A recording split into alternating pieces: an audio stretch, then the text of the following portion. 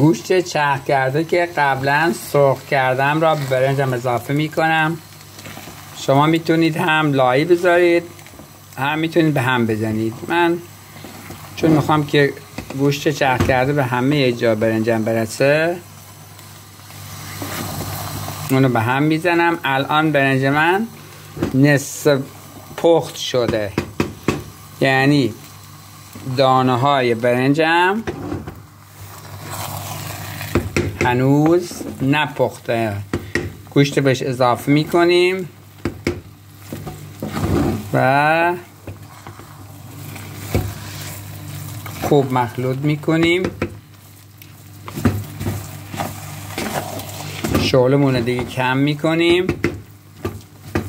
و برنجمون به دم میاریم.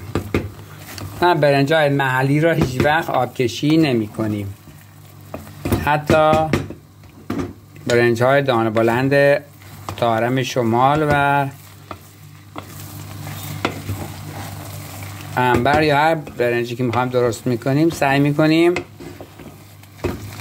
برنجمون تو آب میخیسونیم، خوب شسته بشه.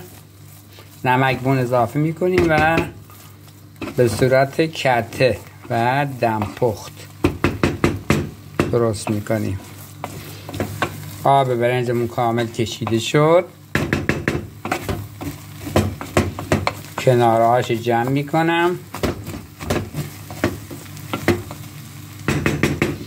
و چند تا سوراخ که هوا به همه جای آن بخواد گرما برسه میزنم